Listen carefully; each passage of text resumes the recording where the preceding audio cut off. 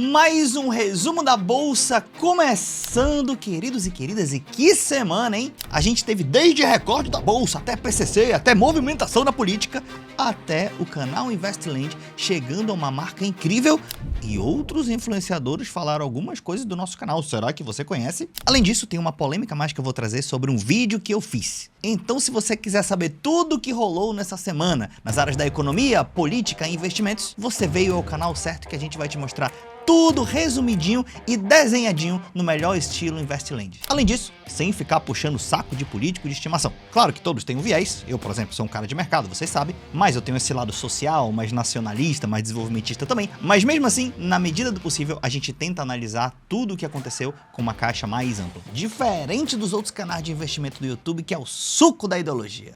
Mas vem comigo que esse vídeo tá imperdível.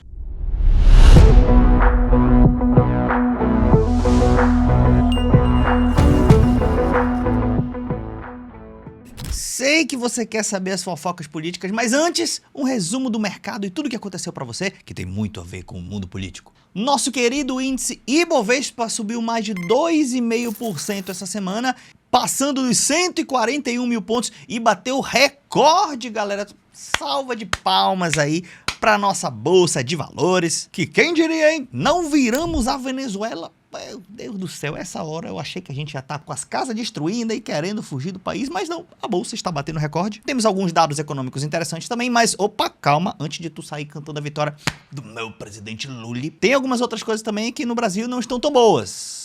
Então calma, vamos analisar tudo friamente. Mas voltando sobre o Ibovespa, porque isso foi notícia no Brasil inteiro, tá? Subiu mais de 6% em agosto e bateu recorde, superou os 142 mil pontos. Mas falando do lance do viés político, olha só. Como você pode ver, eu gosto de me informar por várias fontes diferentes, e uma delas, inclusive, é a Jovem Pan. Você fala, Daniel, não é possível que você veja a Jovem Pan. Meu irmão, eu tenho que ver o que as pessoas falam em diferentes caixas, senão eu vou ficar bitolado numa caixa só. E aí, eu vendo lá o lance da Jovem Pan, olha o que eles falaram. Ibovespa bateu recorde. Por que motivos? Porque o Tarcísio apareceu na frente do Lula numa pesquisa. Então, olha o lance do viés. Vai falar, Ibovespa bateu recorde. Não pode falar que foi o Lula. Então, teve uma pesquisa que o Tarcísio tá um pinguinho à frente. Foi por causa disso.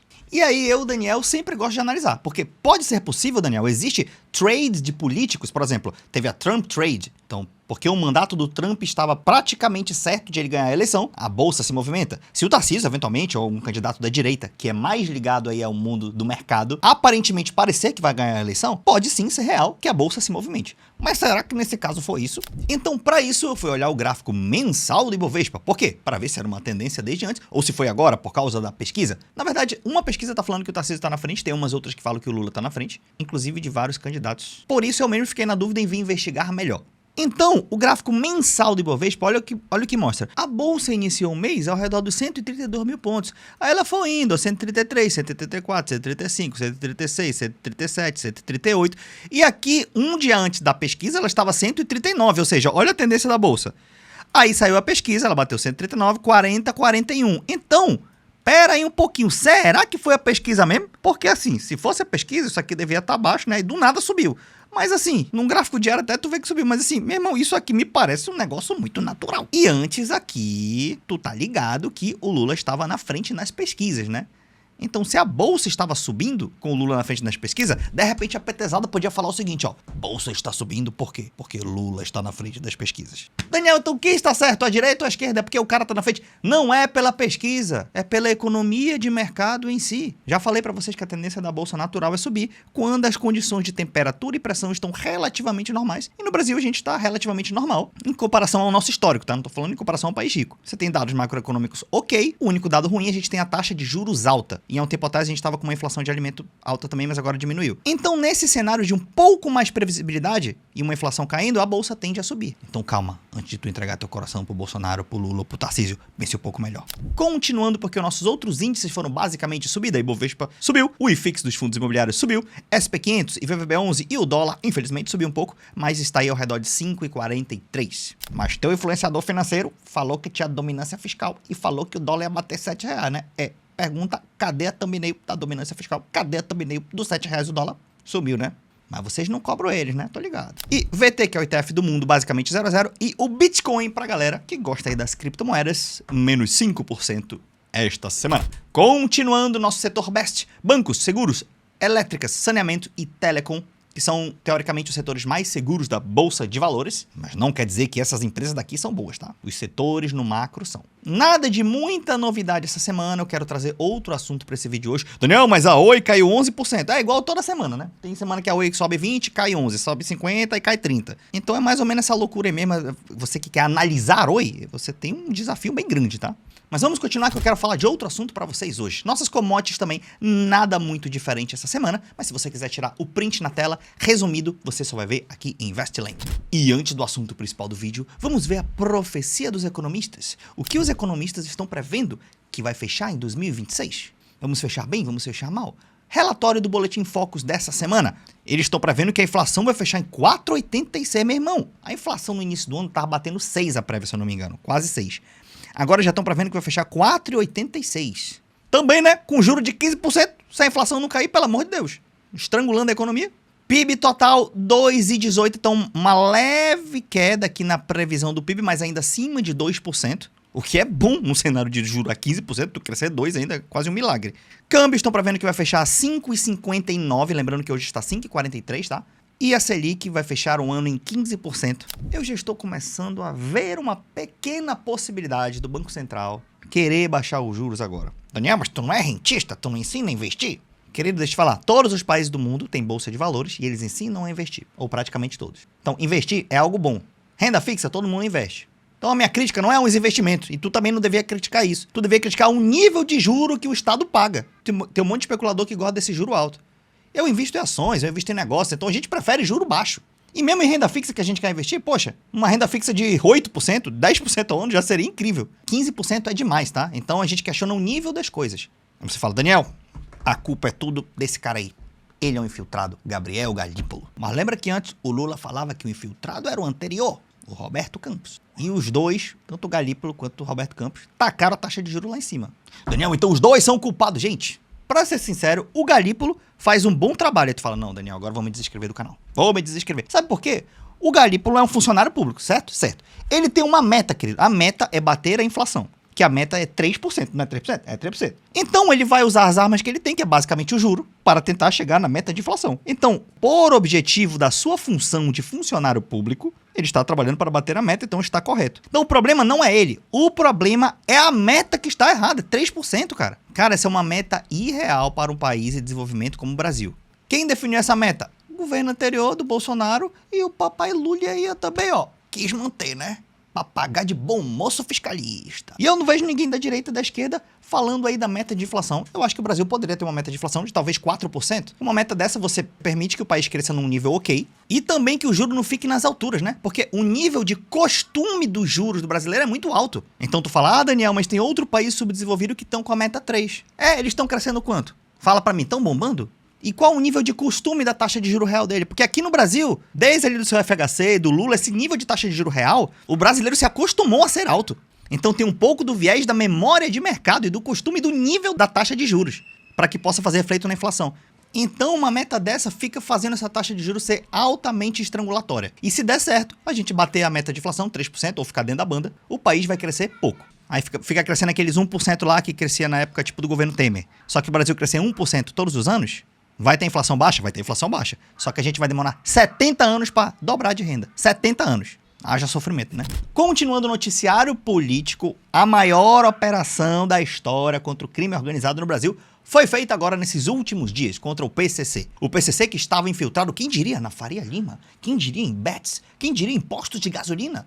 Você que achou que era infiltração só em favela, só perto de pobre, né? É, tu não achou que tava perto dos ricos não, né? Tô ligado. Mas tava lá e olha o que aconteceu. Ó, eu vou te mostrar aqui, presta atenção, não sai do vídeo não. Não desiste do vídeo não. Eu vou te mostrar uma animação, um esquema que eu desenhei aqui em Investland, a gente desenha tudo, né? Para você entender certinho o que aconteceu, para quando tu for falar com teus amigos aí, tu passar uma moral. Então vamos lá. Aí o Lula exaltou a maior operação da história contra o crime organizado. E aí ele falou, a população do Brasil houve a maior resposta do Estado brasileiro ao crime. Olha aqui que o Lula falou, Polícia Federal, Receita Federal, Ministério Público estaduais. Então ele falou, opa, talvez tenha estados no meio.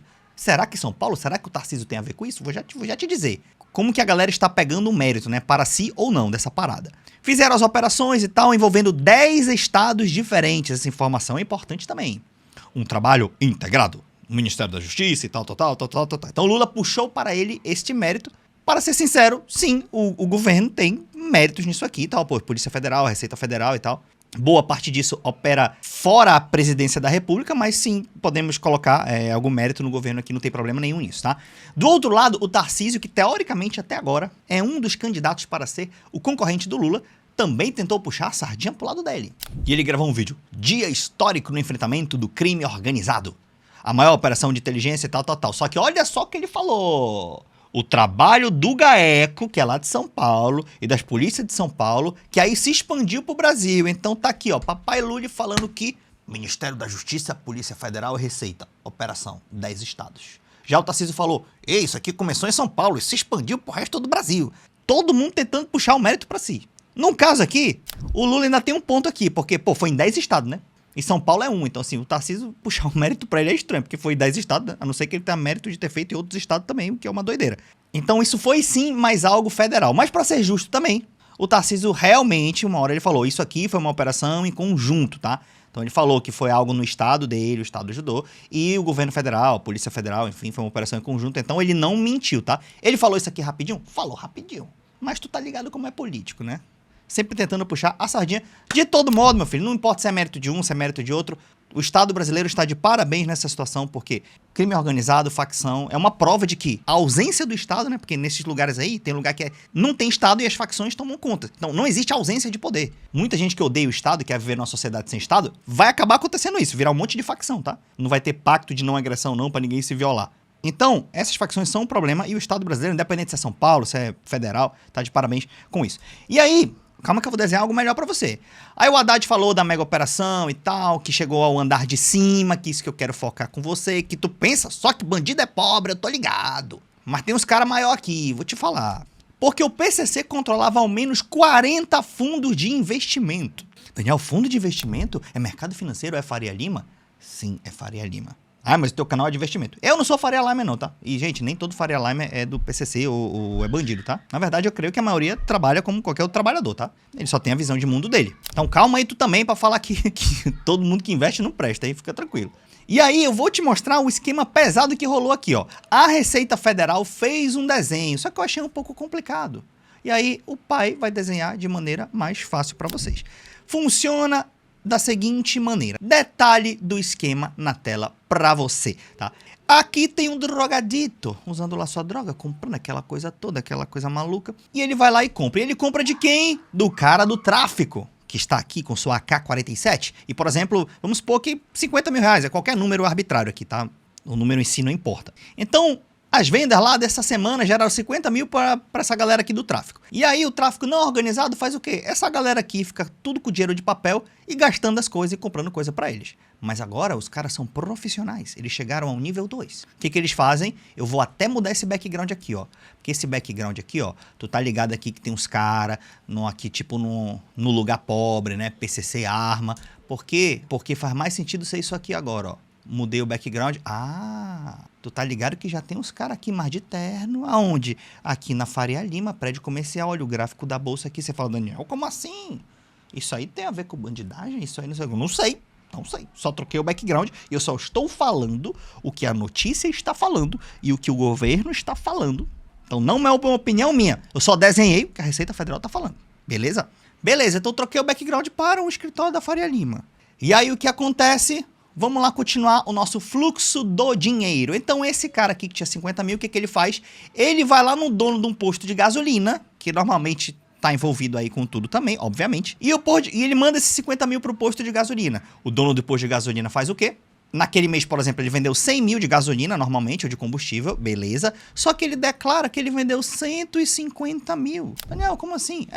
Por exemplo, vai lá alguém do governo fiscalizar na bomba do cara se o cara vendeu 100 mil, 104 mil, 150 mil? Ninguém vai fiscalizar. Então, em muitos lugares e em muitos postos de gasolina, você tem essa margem para manipular para dizer quanto tu vendeu.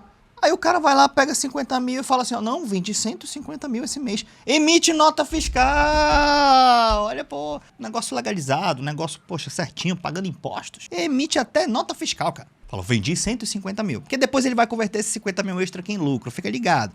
Aí, esse dinheiro ele pega e bota onde? Numa fintech. Daniel, o que é uma fintech? É um banco pequeno, é um banco startup, é um banco que tá começando agora, aquele negócio digital, aquela coisa bonita, aquela coisa toda. Banquinho, tu tá ligado, fintech, né? E isso aí, por que eles mandam pra fintech? Porque eles não mandam para o Banco do Brasil ou para o Itaú. Por quê? Porque adivinha?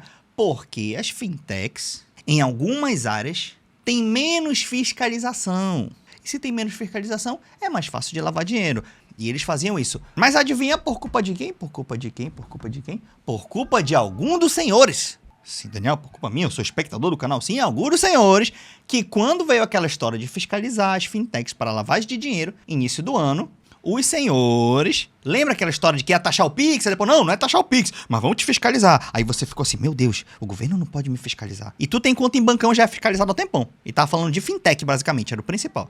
Fala, meu Deus, o governo vai descobrir que eu assinei o private, o OnlyFans da gata, não sei o quê, de uma gatinha. Meu Deus, o governo vai descobrir que eu fui no sex shop. Aí tu ficou nessa noia, né? De o Estado tá ligado em ti, ou que tu só negou lá R$1.000, tu acha que ele tá de olho em ti, é o que tu acha. Aí rolou vídeo, deputado, aquela coisa toda, aí barraram a fiscalização, barraram. Parabéns, quem continuou com isso? O PCC, tá? Tá aqui as notícias, já mostra a notícia pra vocês como isso atrapalhou. Então o dinheiro estava lá nas fintechs. E aí a fintech fazia o quê? Mandava esse dinheiro para fundos de investimento ou fundos imobiliários, para o mercado financeiro, para a corretora, para a Faria Lima. E com isso, eles adquiriam carros, imóveis, ou então colocavam o dinheiro em fundo de investimento, que também podia adquirir isso aqui, né? Carros, imóveis e tal. E os fundos têm bastante dinheiro. Os fundos agora, dependendo da aplicação que você tem, ele pode te pagar dividendos, ele pode te pagar juros, ele pode rentabilizar. Uau, e esse dinheiro vai para sua conta e agora é um dinheiro legalizado, porque você ganhou via mercado financeiro. Isso que é lavagem de dinheiro, você pegar um dinheiro sujo que veio do tráfico, aí tu passa numa cadeia inteira para no final tu receber um lucro disso com aparência legal. E aí, olha que interessante o que eles tinham aqui, ó. Eles tinham até um terminal portuário para fazer exportações dessas substâncias diferentes, né? Substâncias agro, né? Agro, né? Ironia, tá, gente? E aí mandava isso aí para fora. Olha só que organização. Esse aqui é o setor privado agindo na ausência do Estado.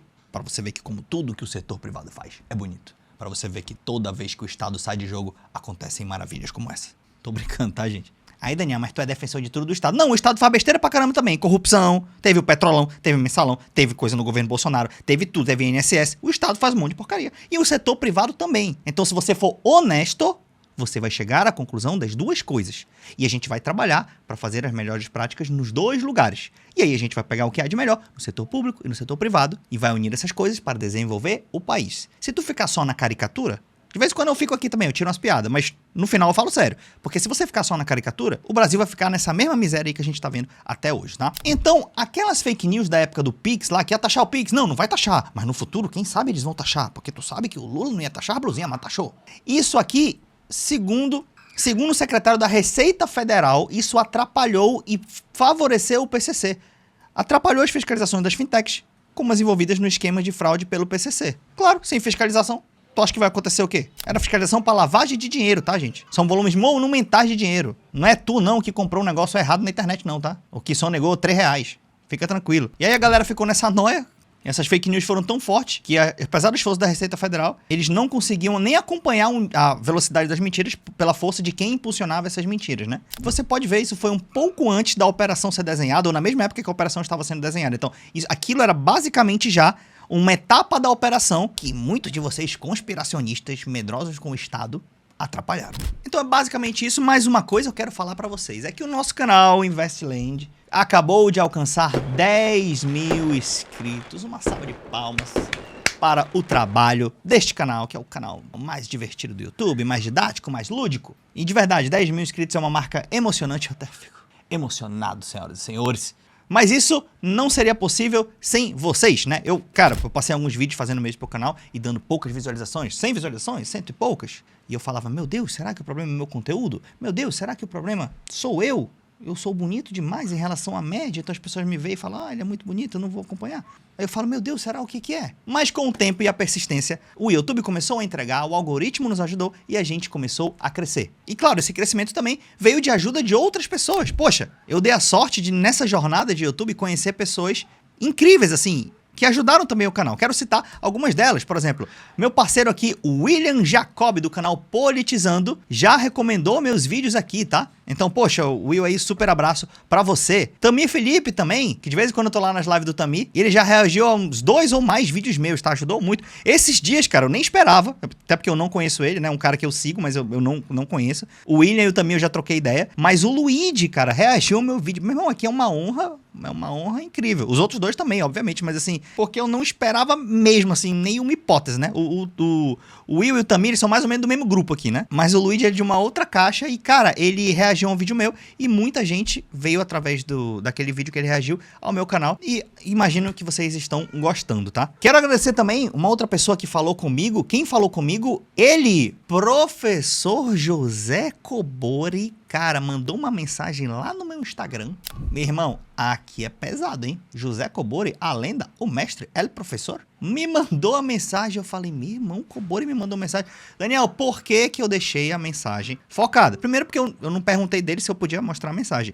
Segundo, porque era ele me pedindo ajuda. Ele falou, pô, Daniel, eu vi seu canal, cara, tô precisando de uma ajuda aqui. Ele tava pedindo pra eu ensinar algumas coisas pra ele, né? Ensinar sobre investimento, sobre economia, que ele tá começando. Eu falei, pô, professor, vou ver se eu arranjo um tempo aí, eu te ensino, eu tô meio corrida aqui e tal. Não, tô brincando, tá, gente? Pelo amor de Deus, eu que sou um super fã aí do trabalho do Cobori. Penso divergente em algumas coisas dele? Penso. Mas no macro eu acho que a gente é bem parecido. E eu que tenho que aprender bastante com ele. Então o cara é um mestre. Então apesar dele nunca ter divulgado um vídeo meu, nem nada disso, mas eu fico feliz de ter esse reconhecimento aí de pessoas que eu gosto, né? Falando do canal, tá bom? Eu ia também deixar pra fazer uns comentários do vídeo anterior que eu postei do agro, que deu bastante visualização, de que como a galera que é hater não sabe raciocinar e contra-argumentar. Uma delas, o cara falava assim, ó, Daniel, mas tu considerou a produção da TSMC, né? Isso aí não existe, eles produzem muito. É o espírito do vira-lata, né? Ele acha que a gente não pode chegar. Aí eu falei, querido, então qual é a produção que tu quer? 50% da TSMC, tá bom? Tá bom, é só dobrar a área, que era 500 km², dobra pra 1000. Ainda é uma cidade, é uma área de uma cidade. Eu não preciso desmatar a Amazônia inteira. Então o cara acha que eu estimei muito de um lado. Eu falei, meu irmão, e do outro que eu estimei que eu vou desmatar a Amazônia inteira? Mas a galera não quer raciocinar. Eles querem só seguir aqueles canal de investimento lá, dos neoliberais, e ficar com aquele raciocínio desse tamanho. Então eu ia fazer esse tipo de comentário hoje, analisar, mas eu acabei me alongando um pouco no vídeo. De toda maneira, agradeço a todos vocês por estarem aqui no canal Investland. Eu sempre respondo os comentários na medida do possível. E vamos crescendo. Quem sabe 20 mil, quem sabe 100 mil, quem sabe não sei quanto, sei lá, 1.000, milhões de seguidores algum dia. No futuro, vamos descobrir. Deus abençoe vocês, um grande abraço, até a próxima.